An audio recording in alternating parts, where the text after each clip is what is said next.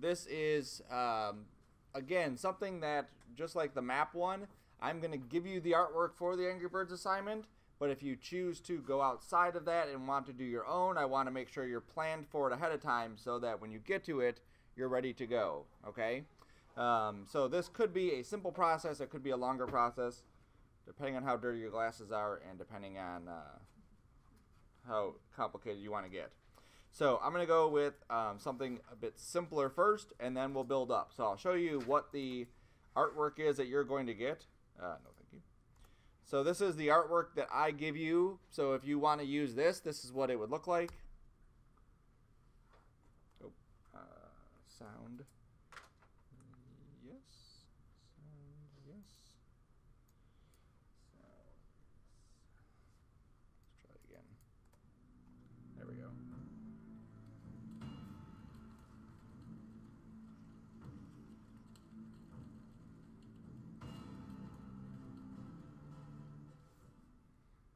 Alright, super simple. A lot of the stuff that you're seeing here where there's texture and stuff, all of that is done inside of After Effects. Okay, so I haven't actually like colored this stuff outside of After Effects.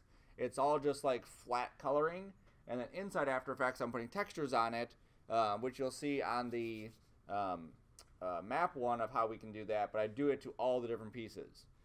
Some of this is video, so if you look at the birds flying in the background, that's actually video where I pulled the birds out of like a green screen so I could have the birds also flying in the background.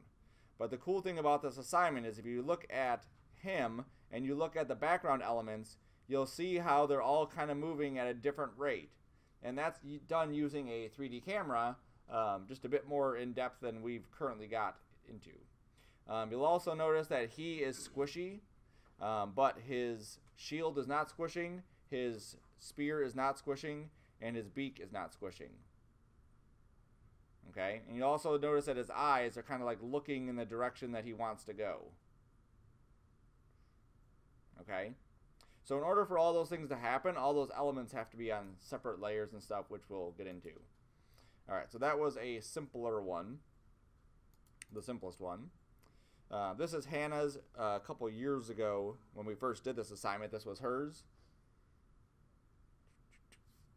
So, same concept. You'll see the background and the foreground are moving differently. She actually has some more 3D-ish elements to this, where the bird is actually between different elements, and he's actually interacting with them, which is a bit trickier to do. This is actually, I'll show you in Illustrator, this is on one layer here, this is on another layer there, and then both those items are kind of animated together.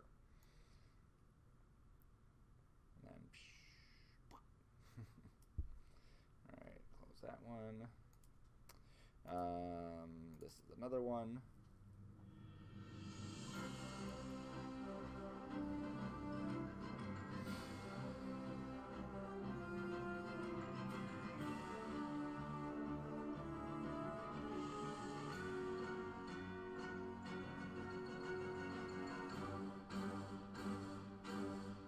Very good use of the audio to time out when those things are happening. It's like perfect. Now this one is a little bit more involved. If you look at the Angry Bird here, you're still going to see the squashing and stretching that the ball has. But if you look at the mouth shape and the eye shape, they're actually changing too. So right there, the eyes change. And then right there, the mouth changes. And then here it changes again right at the end.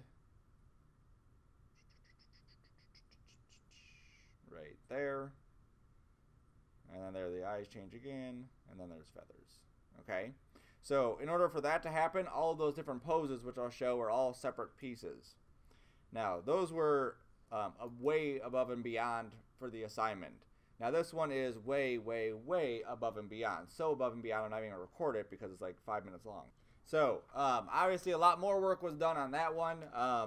Some stuff could still be tweaked. There's a lot of areas that were a little bit rough, but overall the concept was there.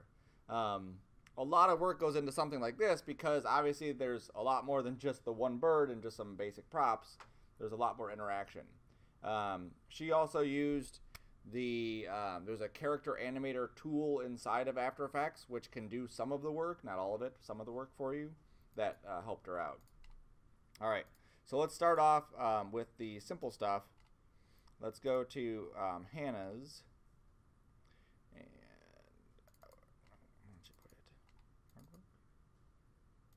There we go. All right, so here is the background. That one.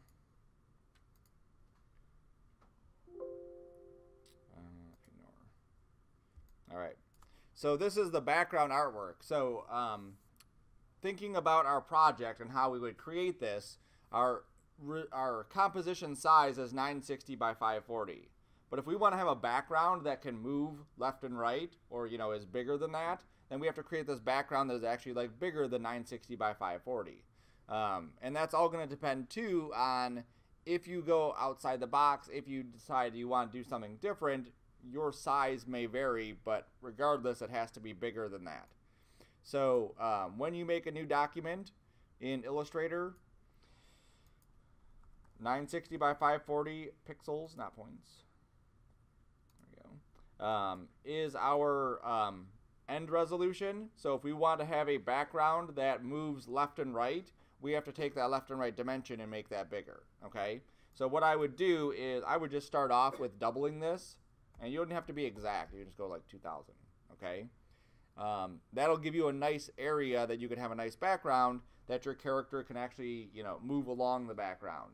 If it's too short, there's nowhere to move. That background can't be moving left and right, okay? So 2,000 pixels is a good one. Now, if your character was, let's say, moving up, somebody before did like, what is the game? Super Meat Boy, okay? And so for Super Meat Boy, he went upwards. So he had to go upwards with it. So he had a higher height here. So he went like, let's say, 1,500 there for the height, right? So it all depends on which direction you want to go as to how wide this is going to be. If your character is going to be going really, really far, super far, you may have to go 3,000 or whatever, okay? The idea with it is that you have plenty of room to fit in all the details you want, and your character to travel along it. So in this case, the character goes from this side of the board to there. That's all they're doing.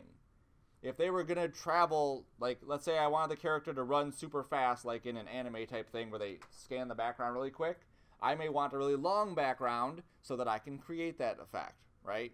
So that way I can zoom it by really quick. So here's how all these elements are created. Every area, you know how you have your background, your middle ground, and your foreground, and then within each of those you may have different elements. Each of those things have to be on a separate layer, okay? Also, each element on those things have to be on a separate layer. So for this, these rocks here, they're going to move separately. Each one of those is on a separate layer because they're all going to move separately. For the ground here, now this, Hannah did all of her texture right inside of Illustrator. So all of this here, the greens, the browns, these rocks, and the whatever that other layer is there, all of those are on one layer. All of this is on another layer. All of this is on another layer, okay? Because each one of those areas of grass were further back, so they're going to move differently and give us a different kind of parallax. These poles that are in the background and this is on one layer. These clouds are on one layer, these clouds are on one layer, and that sky is on another layer. Okay, so that's how Hannah did hers. Obviously, when you make yours, you can go outside the box. That's no problem. After Effects will read that it's outside the box and be cool with it. Make sure you label your stuff so that you know what things are called, right? Simple. I'll get into just some drawing strategies in a second too. For each one of your Angry Birds, oops, that's not the latest one, which is the latest. Probably that one. Yep, okay. For each one of your birds, I will take a survey later probably. You want to, whoops, something's locked, maybe? All right, I won't move it. You want to keep all of their elements also on separate layers. So everything that's going to move differently will be on a separate layer. On Hannah's, she did a lot of squishing and squashing with the entire thing. She had no eyebrow movement. I think it just stayed there, yeah. I think she had the hair move and the beak move differently. Okay, so in this one you'll see the beak is on one, the hair is on one, eyebrows, and so on. Okay, so the character's facial expressions on this specific one don't move too much, just because of how it's set up. So she had one for that guy, and then she had one for this one. Whatever. And this one, the eyes are on a separate layer, and the base is on a separate layer. Okay. And then she has her pillars here, which is just those things and that thing. And there's a slingshot. And here's all those parts of the slingshot. So she has this on one layer, this on one layer, she has the band on another layer, and then she has all of this on one layer. Okay? Now, all of that you may not know right off the bat of what you want to do, so that's where we're getting into the planning phase so that you can actually start to break it down to see what you need to do. So as you start to build stuff, you can build it all on one layer and then start separating things out. That's no big deal. Alright, so that was Hannah's. Now let's go to Dana's. And she has this one. So here's Dana's background, and again, there's her format. She went outside it. Like I said, After Effects is cool with you going outside that format. She didn't move a whole lot. She went from here to there, and then up the hair, and then back down. Okay? But all of these elements, again, the background is on one layer, the moon is on a layer, the clouds are on a different layer. If you want the clouds to move differently, put them on a separate layer. Also, if you find that you have basically, let's say that she used the same cloud 15 times, you don't have to have 15 different layers or all the clouds on one layer. You could just bring in one cloud, and then in After Effects, we can duplicate that layer and make the 15 clouds, okay? So don't think that you have to do all of that inside of Illustrator. If you have differences, this cloud is different than that one, then yes, you'd want to have each cloud on a separate layer if you want them both to move independently, okay? Oops. All right, these things, I believe she kept all of this in the same one. No, I guess she had that as separate. So she has, just so you can see, there's the thorns. Yeah, the thorns are separate, and then the hills are separate, and then the trees are separate, and then the mountains are separate. And again, all that's going to do is that when we go into After Effects, we stagger them, and then as we move our camera, it's going to look like there's a 3D aspect to this. Okay, that's why they're all on separate layers. Anything that's close up like this, that is not moving, can all be on the same layer. So all of these foreground elements, you'll see are all in the same layer because they don't move independently, and they're all at the same depth, okay, from the camera. Her hair moves, so that's on a separate layer. She has all these stars. Again, they're all separate stars that she wanted to have in there because they're all a little bit different, so they're all on separate layers. All right, close that. Here's Angry Bird. Okay, now this is where hers is a bit different than Hannah's that we just saw. So let me turn everything off. So here is just the body. For whatever reason, she copied it. Oh, there you go. She has the feather off to the side. She has the squinty eyes. She has closed eyes. And she has open eyes. Now, notice that the pupils are not on any of these layers because we want to be able to control the pupil movement afterwards. We want to be able to move them left and right. So there's the pupils. So if I put those back on, there they go. Okay, and then obviously turn them off when they're closed, and then they're there. Okay, and then we have the yelling mouth, and then we have the teeth mouth. Kissy mouth is not on here. She must have added that one after. Okay, every pose that we want the character to get into, separate layer for separate drawing, modified drawing, whatever it is. Before I close this one, a couple things to notice. Look at that like shadowy line right there. That's a nice touch to it. Also, these little like freckly things are nice, and this little round thing. It's a very traditional Angry Bird, whereas Hannah's Angry Birds were more based on other ones. I forget what it was. You guys probably know. What is it called? Attack on Titan. Attack on Titans, yeah. I can never remember it. I don't know why it is. And people have told me it like 20 times. All right. Here's the smiley mouth. Here's left eyebrow. Here's right eyebrow. Here's the pupils. Here's open and closed eyes. Oops. There's squinty eyes. And then there's just the normal body. Okay? Now, same thing. You'll see that there's little freckly things here. There's a little shadow line here. There's the white line. There's even some, like, I don't think those are bags under eyes, just eyeshadow, we'll call that. Okay. And then what is... that's all her stuff. Okay. Now, notice that the eyebrows are on separate layers because, again, we want to be able to control the eyebrows separately and independently. If, for some reason, you accidentally put the eyebrows on one layer, it's not a huge deal to separate them in After Effects. But just so you're aware of it, you typically want them on separate layers. Also, the pupils, you would think that you'd want them to move together. You don't, right? You want to be able to move them separately because what happens is if I move her to look left, that looks weird, right? Right. So we want to be able to move them separately so that we can get her to actually look like she's looking left. So, again, those items would be on separate layers that we would then be able to animate inside of After Effects. Also, the beak, in Dana's, she had different poses for what she wanted the beak to look like. But if we wanted the beak to open and close, those are two separate things. The top of the beak and the bottom of the beak would be on separate layers. Okay?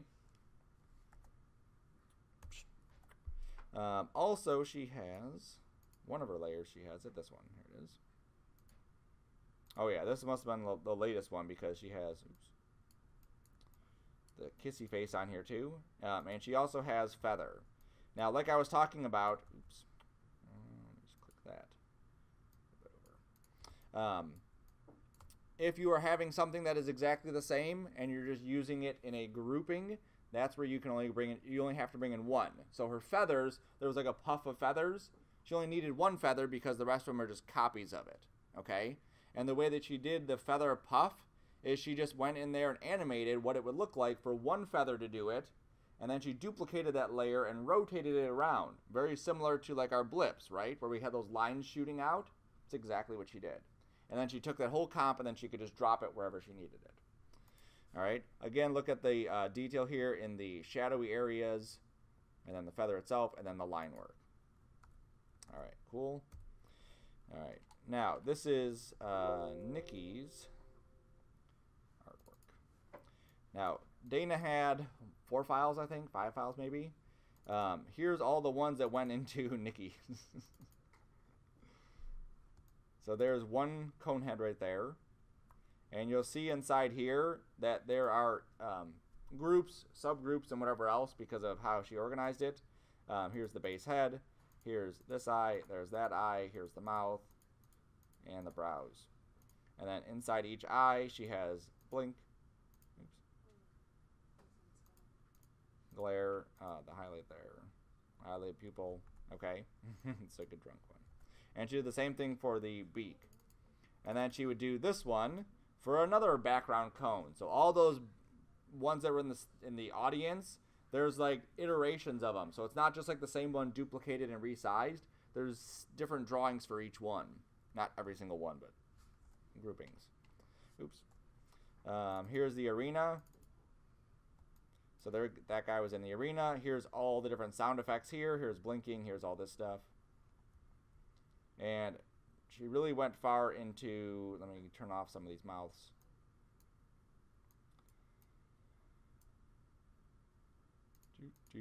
There we go. So there's A, O, smile, D, E.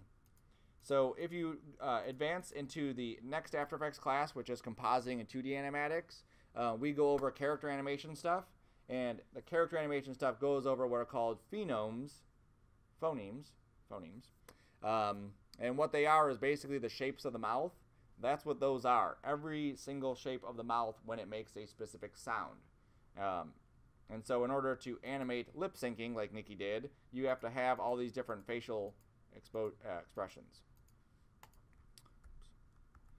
All right, so that was one arena person. Here's another arena person. Okay. Now you'll find that they're probably the same exact person. They just changed the color, or she just changed the color of them and modified some of the stuff. That makes your job a lot easier if you're doing something like that.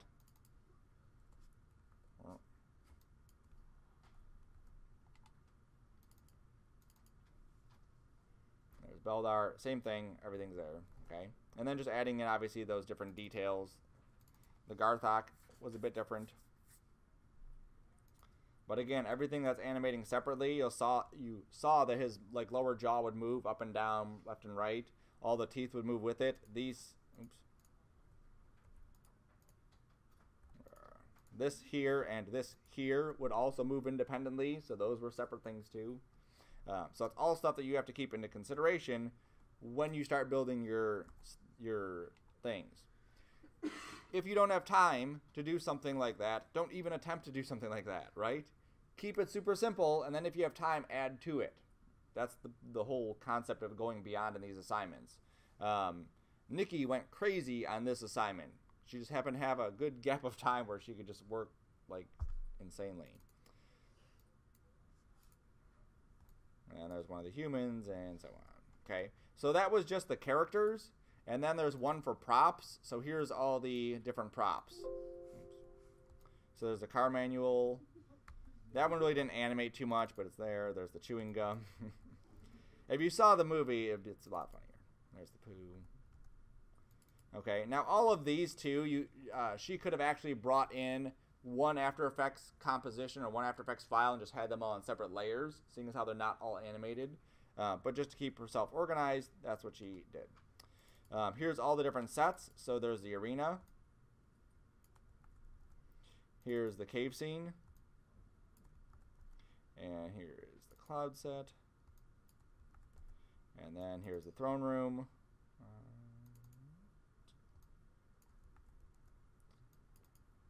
And then it looks like she separated the foreground, background elements inside here. Okay. Now, just to go back to the arena scene, because this is probably the one that was most involved, notice how all the rocks are on separate layers too. Now we're getting into something where the character is now interacting with the scene. If you remember it, Beldar would walk like between some of the rocks. He wouldn't walk behind all of them or in front of all of them. He was like between some of them.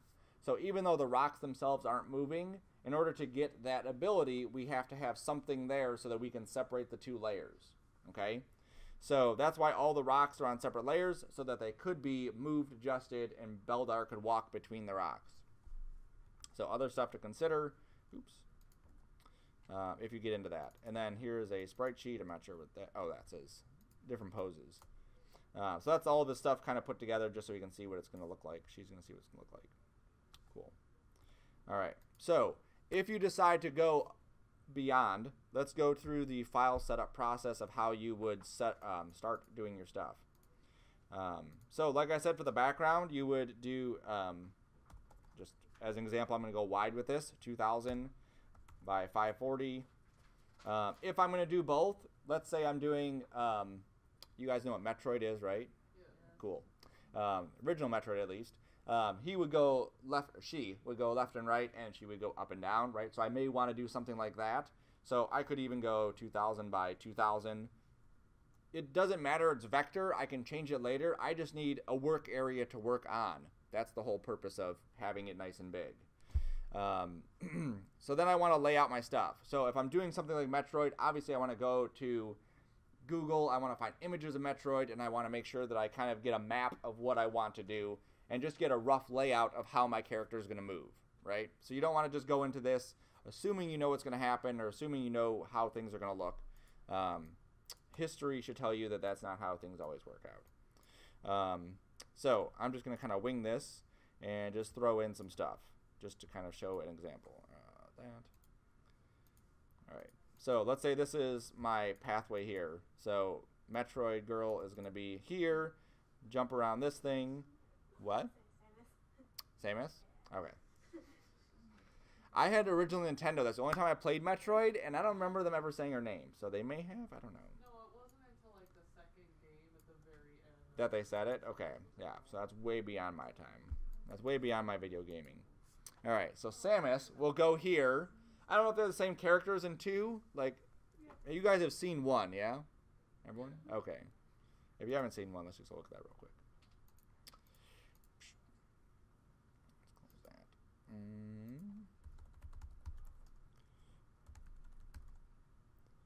Why is it still open? I hate this button. I don't know why they even added that to anything. When you have too many tabs for your tab. Yeah. There we go. So those like creatures there. So if I was going to do this, and I wanted to do this right, I would do Samus, I would do the creatures, I would do the ceiling, I would do those little annoying things here, and then the purple ones that you have to shoot like 20 times before they die. I would definitely do the little bubble thing.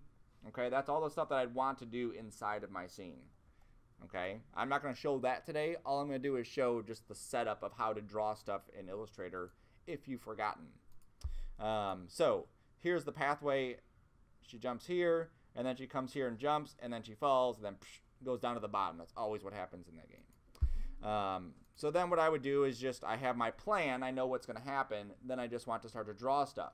Again, thinking of scale, of how big things are, if I were to draw my doorway this big, that doesn't leave me a lot of room for her to move around here and then go down there. It's like very minimal. So I need to make sure that everything is kind of sized appropriately for how much my character is moving. And then with that same thing in mind, keep in mind how much the character is moving, because you'd have to animate that, right? So if I put that door super tiny like this, that's a long pathway for me to have to animate my character running along here, jumping, bouncing, whatever, and then get out of this door and then do their stuff there and then come down. That's a pretty long animation, okay? So just keep that in mind. So find a happy medium. You can change stuff later. That's not a big deal, but just be aware of it. All right. So basic things you know in Illustrator. You know how to draw boxes, right? That's not a big deal. Some things you may not know is if you go to your direct select tool or your selection tool, you can grab these little circle things and you can round out boxes. So in case you needed that, there it is. Okay. So when I'm looking at some of these shapes here, it's somewhat surprising that there's nothing like huge right off the bat. You'd think there'd be like huge images. There we go, 1920. There you go. So you can see how these are kind of rounded. So I'd want to capture that roundedness of those. Now, do not steal artwork from anywhere. Okay, anything that you're going to be using, draw it out. Okay, if anything, it shows that at least the artwork is 100% yours. Maybe not the idea, because obviously it's Metroid, so it's not really your idea. But the artwork is at least 100% yours. You can do that kind of stuff. If you go into motion graphics, you will be using Illustrator on a daily basis pretty much. Okay, or Cinema 4D, or 100 other programs. So get used to it. If it's going to be a block, like these are square, obviously make sure that they're square. Don't stretch them out in here just because you're trying to fill a huge gap. Let it be square. Take the time to do it. Boom. Okay, and you can still adjust it, which is really awesome about that. All right, so cool. You could even create your own style of it. You can use Metroid as like Metroid is my example. You can use whatever. You can use your example as the base and then kind of modify it and tweak it and whatever else, okay? So I'm just using Metroid as my base. So square, square, right, all these things, these blocks, whatever. Some things that will help make your designs a little bit fancier is to take that line width away from being just a straight line, okay? So right now, by default, After Effects has a solid stroke that goes around all your objects. And people love to ignore the fact that they have a solid stroke and just leave it there, and then everything looks too uniform. There's not enough depth or anything. So if you hit Shift W, if I remember that right, I did, right there, the width tool, this allows you to grab your shape, and you can change the width of your line. So I can click and drag on this and make areas thicker or thinner. Now why that's important is because, again, it makes our stuff look better than if we didn't. That block here looks a lot better than this one, especially when I start duplicating them and I have 50 of these blocks. It'll look more finished because it looks like it has a little bit more depth to it. Now the other thing you can do is up here, you can add just a line width profile right there. Okay? Boom. You don't even have to use the tool. And now that looks much better. So if I'm creating blocks like that, like this, I'd want to create one block obviously and then duplicate it around.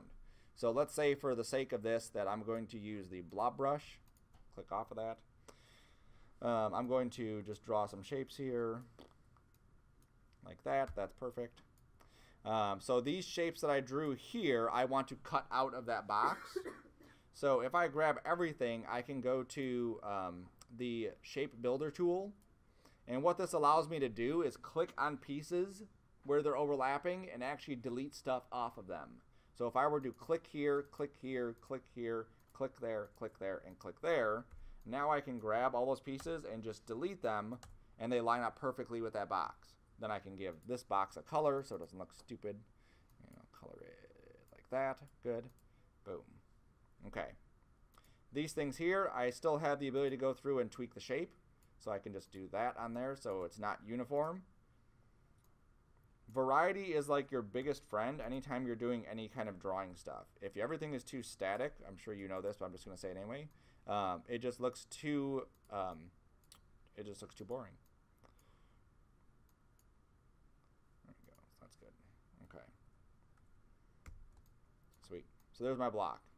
Now, if I want to add a texture to this, if I want to add a gradation, something, I will do that in Illustrator. Or if I want to add a gradation, I'll do that in Illustrator. If I want to add a texture, I'll do that inside of After Effects. Okay. Then I can start to duplicate the blocks. Once you've copied one, if you don't know this, Control D will step and repeat. Step and repeat, step and repeat. Sweet. Okay. Those are too big. I scale them all down. And then I can start to move them into position. Okay. Now again, even though all of these are different, these are all the same. So if I am doing this and I want this to look as best as I can make it, I want to vary some of these. Not all of them, but some of them, right? And it could be as simple as me just grabbing this one and just rotating it around, and now it's different, right? Or just going into some of these and just grabbing these lines and just adjusting them. Or going through and just kind of moving some of those lines around, okay? The more work you put into this thing, typically, the better it can turn out, right? There's no shortcuts here. There's no easy way to do it. It's just, what's it called? Tedious work, right? You could outsource it. I guess that'd be easier. Okay. So there's my pathway that they would go there. If I'm doing the little bubble thing, I would go to here. I would draw. That's not a circle.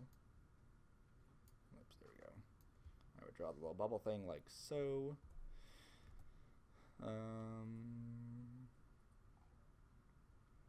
Yeah, there wouldn't be a picture of that. Why would there, right? Not a high-res one. There it is. All right, so there's my purple. It's so low tech, isn't it? Let's go with the purpley color. And obviously, because this is our updated version, we can fancy it up a bit. So I can use gradients. I can change it to a radial gradient. I can adjust my gradient handlebars by hitting G, and then tweaking where this is, tweaking how it's rotated, tweaking how much it stretches out. Boom, there we go. And then obviously tweaking what colors it is.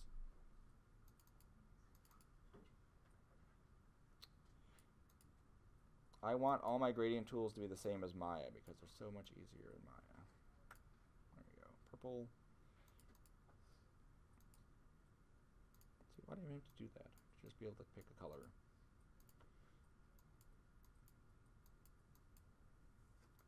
That. I'll go back to my gradient tool again. And go like that, I think.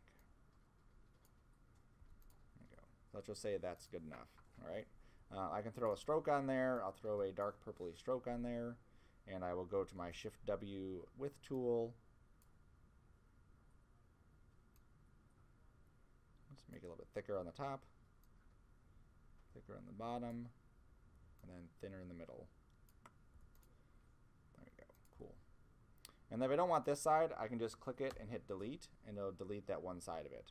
And then I can fix my width tool because now that just updated the whole profile. Now it looks disgusting. There we go.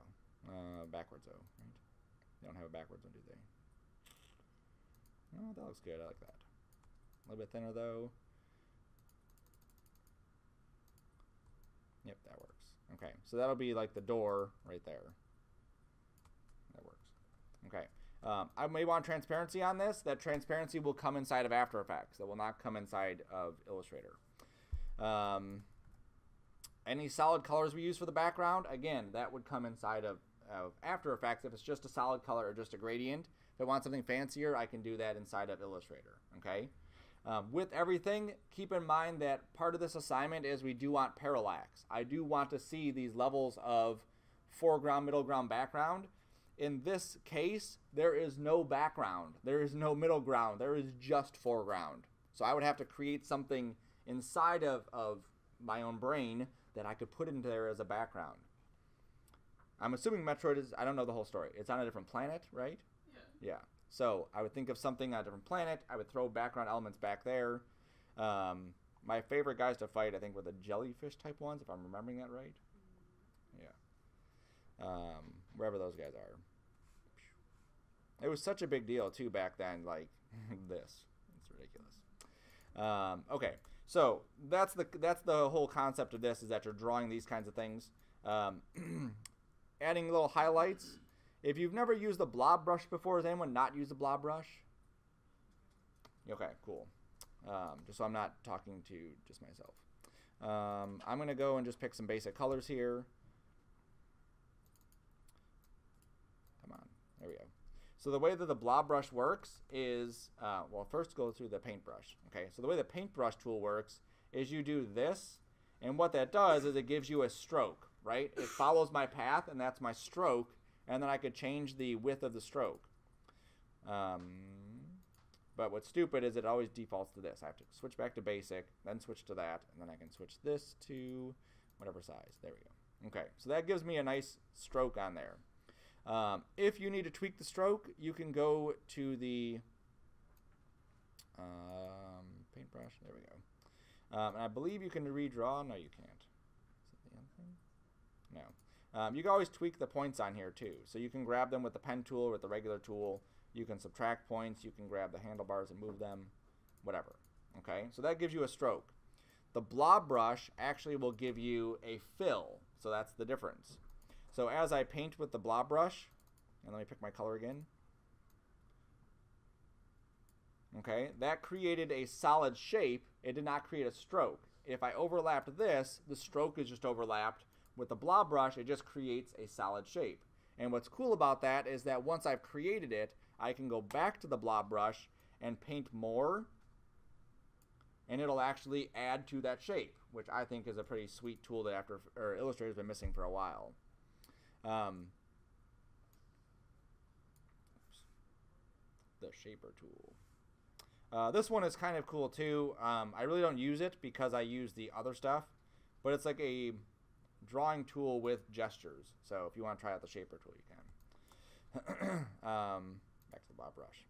So this is really neat because, again, it allows you to add to your shape. And then if you pick a color,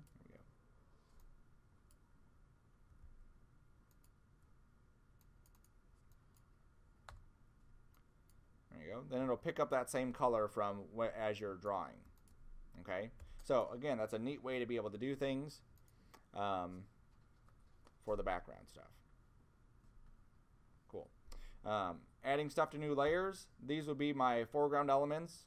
So I would take those, I would create a new layer, I would drag the little blue dot to here, and I would call that foreground blocks. Okay, because I may have some background blocks, and you'll see I missed stuff, so I need to go back and reselect all that, and then drag that back into here. Yep, there we go. Cool. This little bubble would be on a layer, so I'd make a new layer, drag the bubble to that layer. Okay, the bubble obviously would have some animation to it. It would do the little like popping thing, so I'd animate that in After Effects as like a blip. The walls, everything else, I would just do the same exact way. Draw a shape, draw some details to it, and then that's it. You don't have to go crazy complex on each one of those. Okay, adding a gradient to each one of these blocks, would, in my mind, would probably be overkill for what you need. Keep the shape simple. You can always add to it. The cool thing about the Illustrator and After Effects tie-in is that if you decide later on you want to add something to your shapes, you go back to Illustrator, you change it, and in After Effects it automatically updates. Okay, so don't be afraid to work like that. Cool, so that would be your background, and I would just save that in there. So just to go through the saving process, I have my template, I copy it, so I have a new project, Angry Bird. And in my artwork folder, that's where I'm dropping in my stuff. So I go to Save As, I go to there, I go to there.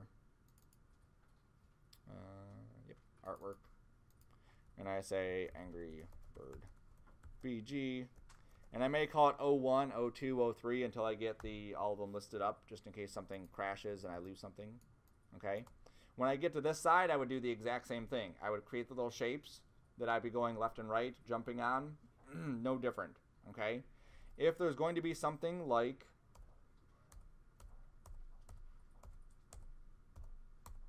I should just look for it. That's quicker. If there's going to be something like this here, so you see this bar is pretty standard of a bar that's not different from one bar to the next, you could choose to just draw the block piece here and the bar and the block on one layer, the bar on another layer. That way in After Effects you could place these things where you want them. Okay, that is another option to do. The downside of that is that if you decided to change the position of them in Illustrator, that would change the position of them in After Effects. So you just have to be aware that it would do that. It would update and kind of screw with you like that. Same thing here with all of these. You could create one of those and let it do it. Illustrator is much easier to lay out that stuff, so I would just do all of that in Illustrator. Yeah, all that.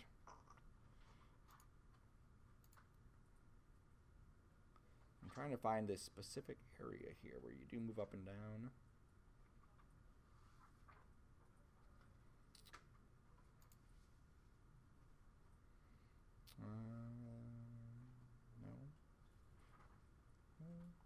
No. Well, that thing, I guess I can show that. So this thing here moves side to side, right? That's one of those like platforms. So on that thing, I would have that as a separate layer too, maybe even a separate file if you're going to have a bunch of different props.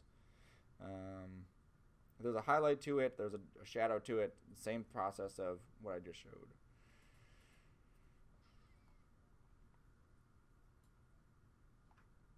If I played the game, I could get it. Oh, there we go. That's what I want to show. If you were going to have your character break stuff, like these blocks, those blocks I would have on a separate layer, like each block being on a separate layer.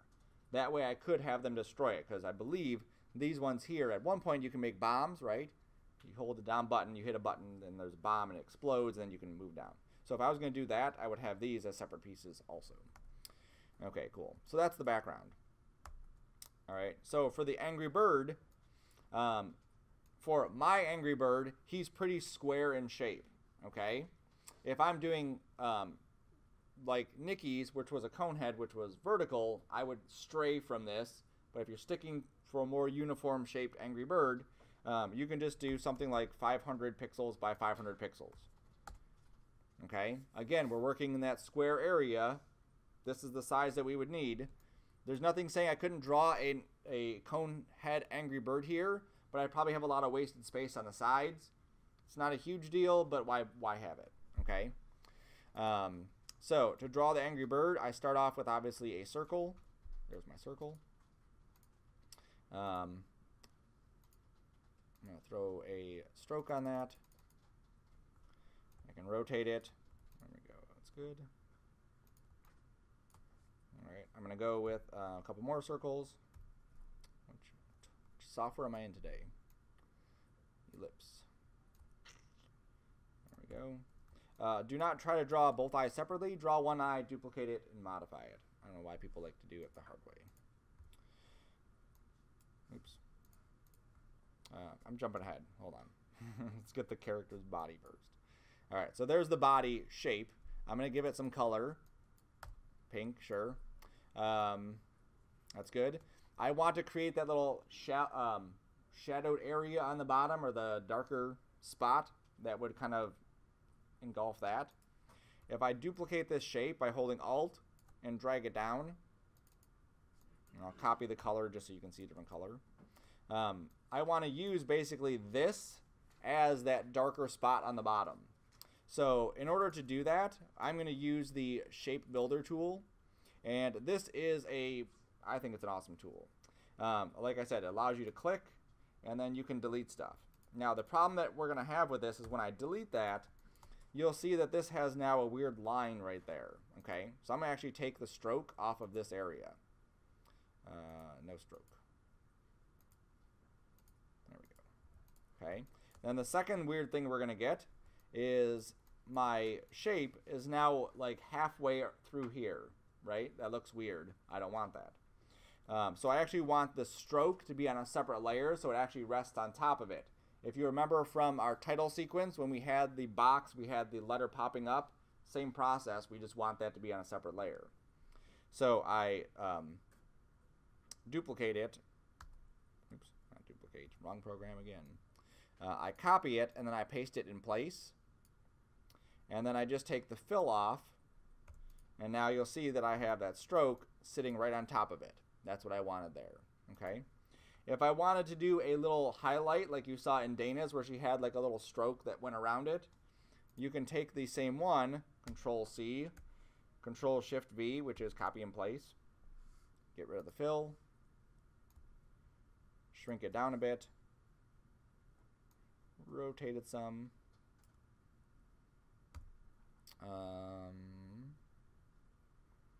make this just a bit bigger. There we go. And then I'll just cut it where I don't want this stroke to be anymore. So I hit C to get to the scissor tool.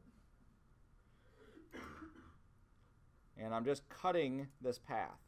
That way I can delete that part and still have this nice little crescent on the one side that I could then use as my like shadowed area. Move it over a little bit maybe here and a little bit over there. Okay. Now I can go in here and adjust the color so it's not like black. I can just eyedrop.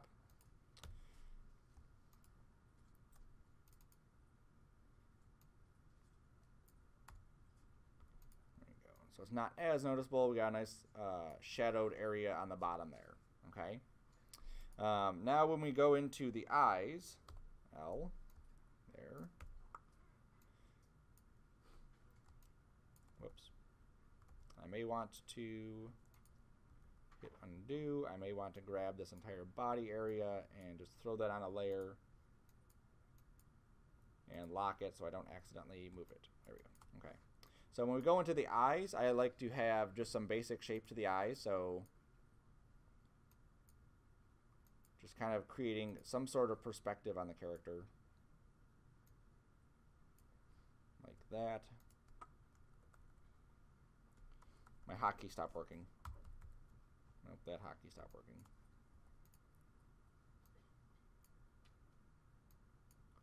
So you see how I'm kind of like angling things so it's facing that direction? There we go. And then I can just draw a pupil here.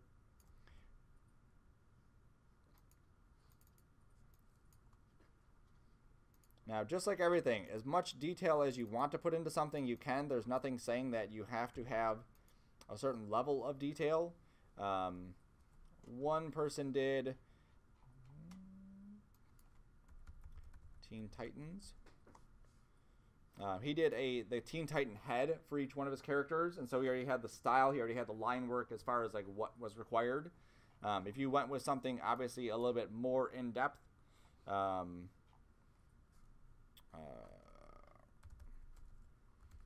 or more simplified, Super Meat Boy.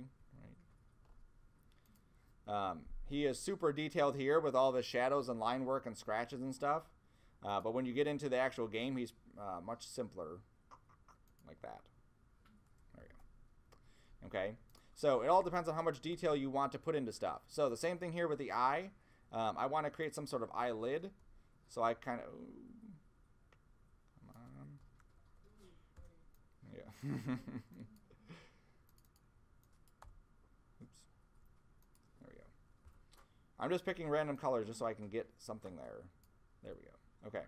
So sometimes I'll take two shapes off to the side like this. I'll use that shape builder tool. Right? And then just delete the parts that I don't want. I wanted just that.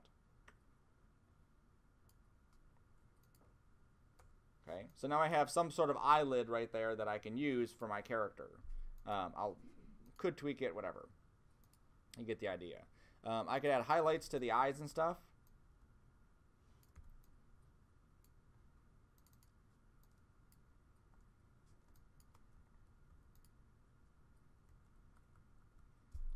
looks good. I could add some line work to the eye, so I can go in with my brush and just do like a little stroke under the eye just to give it something to sit on. I didn't click it. There we go. Change that to basic. Make this thicker now.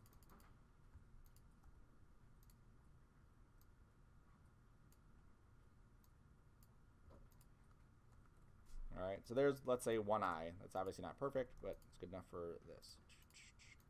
Then I can duplicate it and scoot it over, scale it down a bit,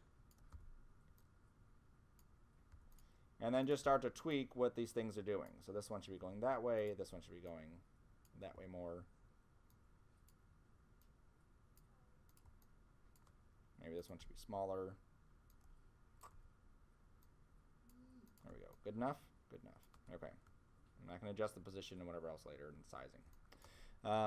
So each eye itself would be on a separate layer. So I would grab each one of these pieces, make a new layer, drop it on there, call this left eye.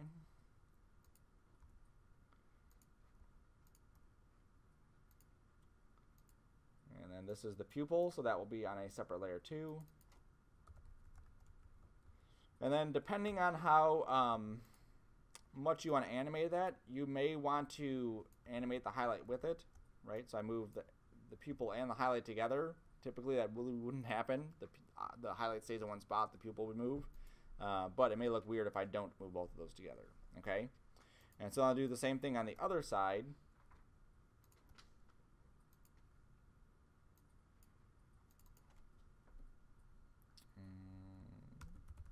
Just to test my joke's relevancy, does anyone know who TLC is? Yes. Okay. So my joke I used to do before is I would say I'm going to call this one left eye and then I'm going to call the other one chili. Okay. So it's still relevant. Good. You guys are hip.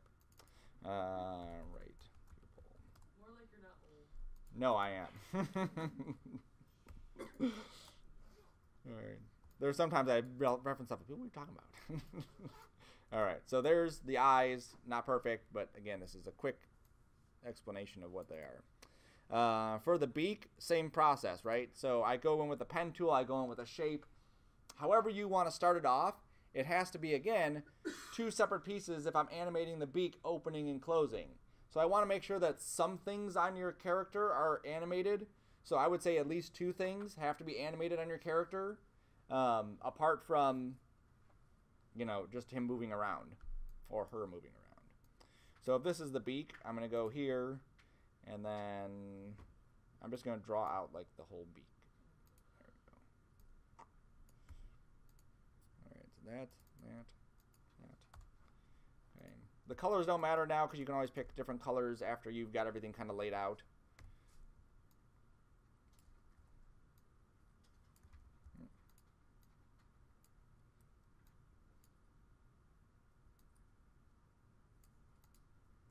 So there's the beak right there. I need to separate it. I need to draw more shapes here.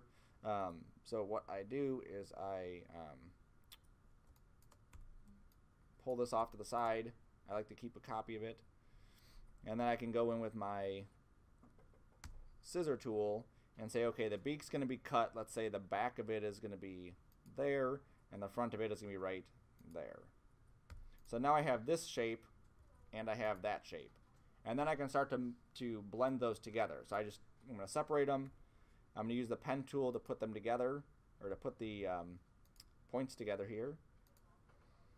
And then I can use this to add another point in the middle and then kind of shape that out. Okay, so there's my bottom beak. And then here's my top beak. I'll do the same thing. These points, there's no path connecting it. That's what I'm doing here, just connecting the path. Then using my pen tool, then pulling it down, and then moving it out. Okay, so now we'll pick a better color just so we can see that more. So let's say that for now, and then a darker version of that for the bottom. There we go. And then you want to test it out. So then we would go to our transform tool, wrong button. I'd move my pivot over here to the corner, and then I would rotate, and I would see if that looks good enough. And that looks good enough for what we're doing today. Okay? Now, if I wanted strokes on these, that's where I would then add a stroke after the fact. You'll find that the strokes really do help your character parts be a little bit more visible. There you go. And the same thing here, I would add some sort of width to it. Oops.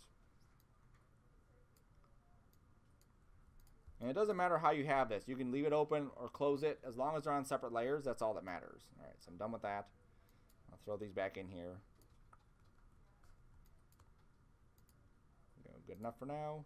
And we'll throw these onto different layers. So this will be top beak.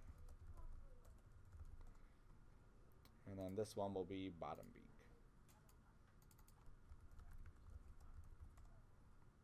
Okay.